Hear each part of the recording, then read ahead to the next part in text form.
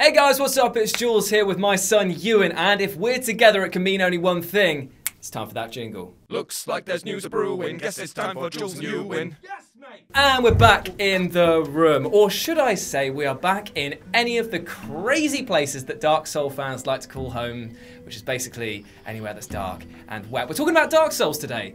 Interestingly enough, not the remaster that's coming out this year in May, but actually the comic book that will be released alongside it, which is going to flesh out even more of the world. I am very, very, very, very excited about this. That's a lot of very's. I know. Very count underneath there. Oh, yeah, I know, right? Yeah. So tell us a bit more about it. Yeah, so it's being written by a guy called Ryan O'Sullivan. He did some stuff that we reviewed on Generic Comic Brand Yes, Show 205-108 yes. that was previously called Panel Pals, that Yes. was now previously... Yes. It's dead now. Yes. It's cool. But yeah, he wrote Void Trip, which was the really cool kind of... I don't know why I want to call it zesty.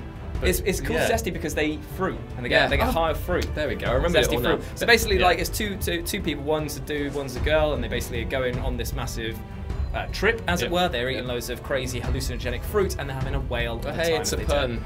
It's really fun. Yeah. It's a really fun book, and it's fantastically drawn. So that means that going forward to Dark Souls, very different in terms of tone. Yes.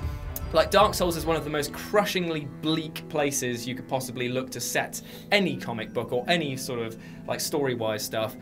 But now, this guy's written and drawn some hallucinogenic craziness is going to be taking over the reins for that. Very interested. Yes. We don't know anything much about the story, apart from the front cover that's come out, and I was discussing it with Scott Tailford, and he says that potentially the archer that looks like it's made out of stone or sort of melted lava may be a new character, or it might be Artorias, but when he has a bow, because if he had one, it's one of those things where the design looks so close to being the sort of Black Knights or Silver Knights from the Dark Souls 2 games.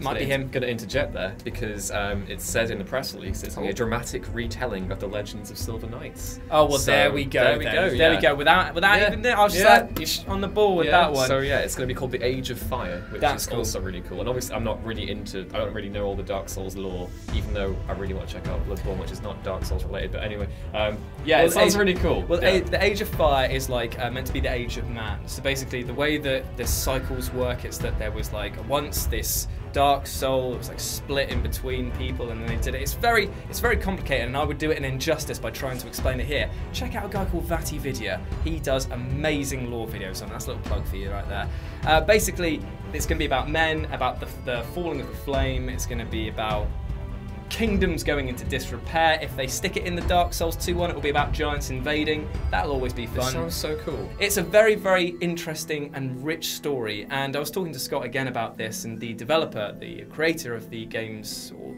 the lead director at least, he said that the way he tells stories is basically he has lots of like dots, and he just basically says, right, well that could be kind of connected this way, this could kind of be connected that way, and that's how it all basically falls into one. He tells little bits of a story, and then he asks people to piece them together. That sounds really cool. So do you think this is like going to lend itself well to that style if it is like, because it's a prequel? The interesting thing is like this is the only bit of shaky ground that I'd say, that if it is going to be told in a more accessible and mainstream way, Dark Souls fans may be put off by the fact that they're going to have things that are going to be spelled out for them.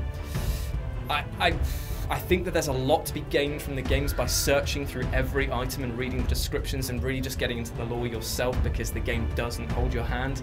Whether or not they'll reflect this in the storytelling is to be seen. It might be one of those stories that, unless you know the game inside out, you'll probably just look at it and be like, well, it looks nice. Yeah, no, that's my reaction. I thought it looks lovely. It's a nice little, the bosses from the first game are coming in there is one thing to be said though, whether or not the comic will be brutally hard as well. The Dark Souls of comics. The Dark Souls of Dark Souls comics. It's a pun that we are running into the ground here at What Culture Towers. So it could be that you open up the front page and like, oh, listen to the boosh like that, and it just like hits you straight away. Just a straight up punch. Yeah. 3D. Yeah. 4D comics. 4D! Anyway, that's the news. Dark Souls is getting a comic alongside its release with the remaster that is coming out in May. Let us know what you think about the comic and whether or not you're going to be picking it up upon release. As always, I've been Jules. This has been my son, Ewan. You've been awesome, and we'll speak to you soon. Bye! Bye. Let's fat roll out of here.